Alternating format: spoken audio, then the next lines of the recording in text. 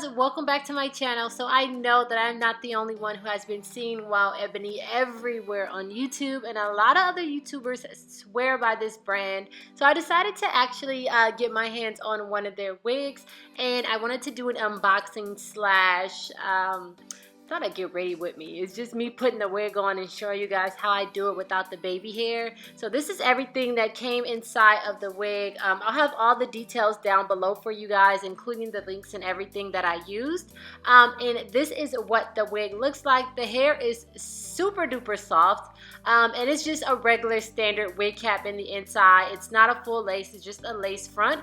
And then this card has all of the details, which will be in the description box as well, on everything about this unit. So it's not pre-plucked or pre-bleached, but that is okay. We are going to fix that. So I just wanted to show you guys what the hairline and stuff looked like before we got started.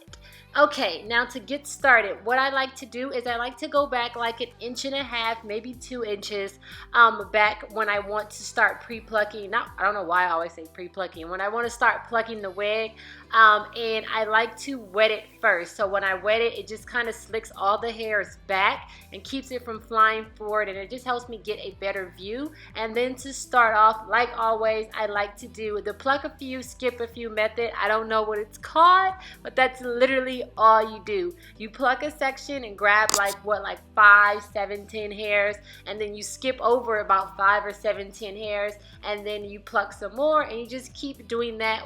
This widens the part, it thins it out, and it creates kind of this zigzag effect, so it's not a straight across hairline. So once I make my way from one end of the section to the other end of the section, then I can go back over it and pluck any pieces that or any parts that may look a little bit too thick, and just to make sure it's nice and thinned out. And then I just make my way up to the next section. So I part a really thin piece of hair, lay it back, and repeat the same thing. I thought I had it pinned down in the front, but I didn't. So I'm gonna go ahead, I'm gonna pin this down, and then I'm gonna do the same thing I did to the first part to this sections of hair once I fix that little part right there. Yeah, so you just pluck a section, skip a section, pluck a section, skip a section, and then you go back over it and make sure that everything is nice and thinned out.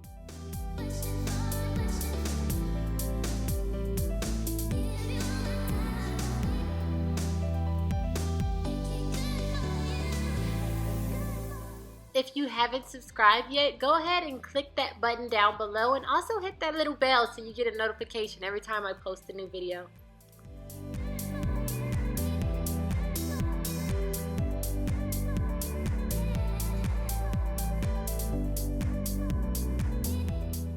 So once you do that all the way to the top, you're going to do the exact same thing to the front of the hairline, and I'm just showing you guys right here because you can see it a little bit better. You can actually see the pluck a section, skip a section happening over here when it's in the front of the hairline.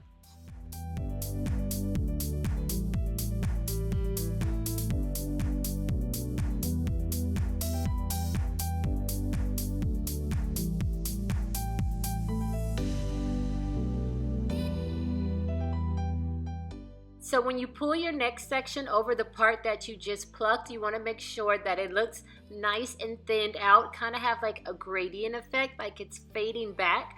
And if you see parts are too thick or you can't really see through to the lace part, what you want to do is just start separating the hair a bit where it looks too full, or I'm doing right now, and just start plucking it. You don't want to pluck too much because you don't want to create bald spots, but you still want to thin it out and leave enough hairs to be able to slick it back.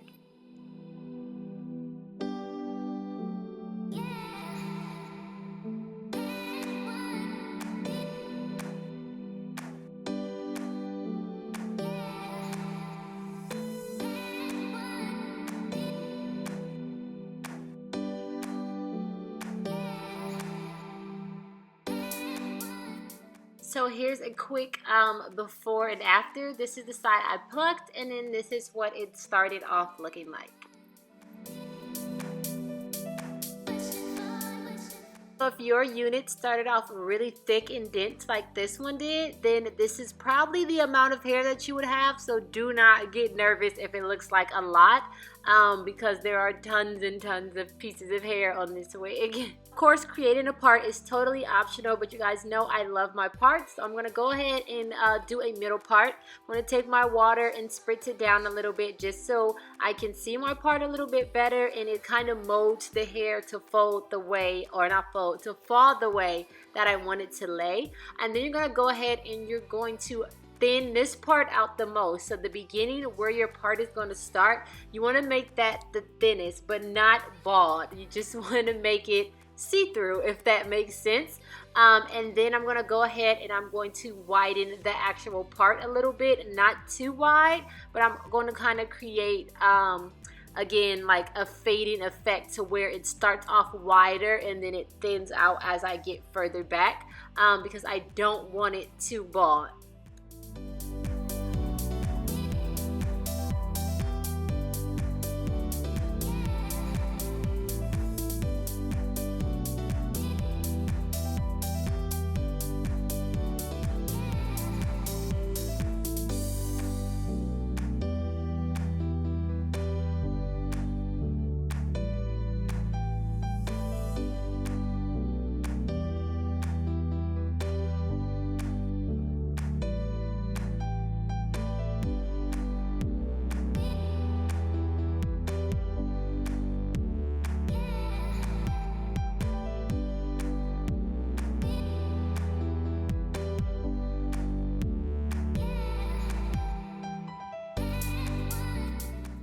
Now I like to cut the lace as close to the hairline as possible, and then I'm going to go ahead and bleach the knots off camera. I'll insert a video for you guys if you guys want to see that. And then this is what the hair looks like, soaking wet, freshly washed.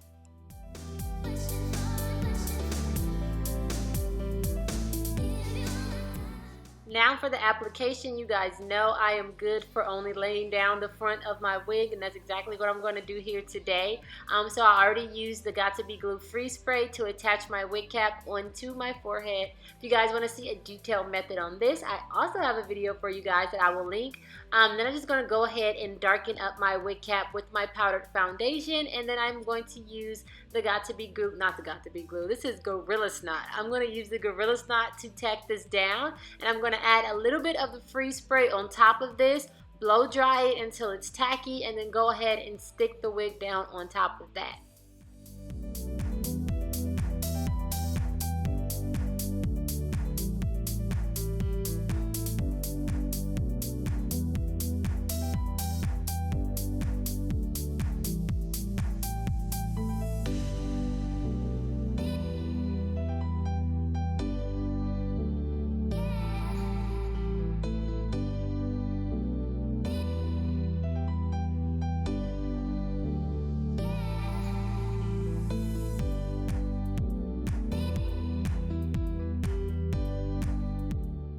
So I tied it down for about 5 minutes just to make sure that it was completely attached. And then I'm just going to go ahead and take a little bit of water and mix it with the powdered foundation. It creates kind of like this paste. And then I'm just going to go ahead and go over my part and then go over the front where the knots are, where my forehead is, and it just kind of blends it down into my skin.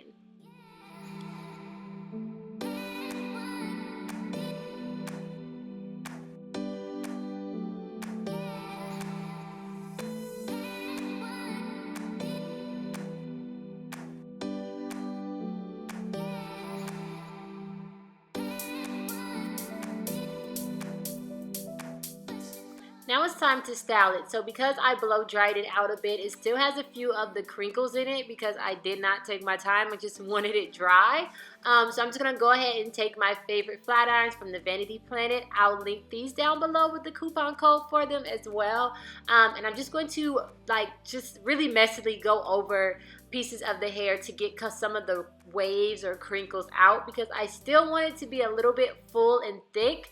Because I am going to curl it next. So these curlers, I got them from Target and they're from Conair. So I'll also find a link for you guys for these as well. And yeah.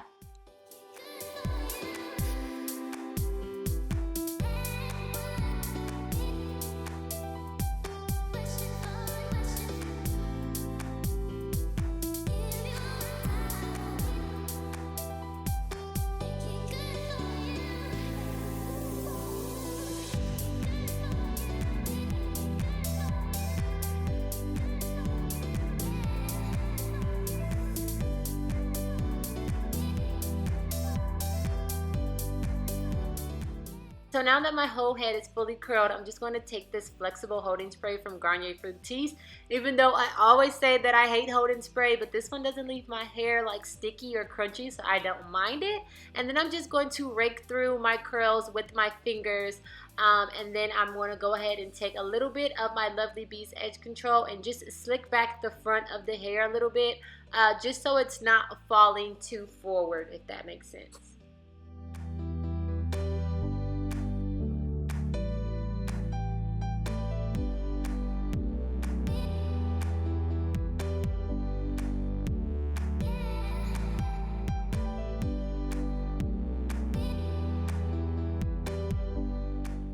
And we are finally finished, guys, and these are my final results. If it looks a little weird in the front, it's because I added my silicone strip.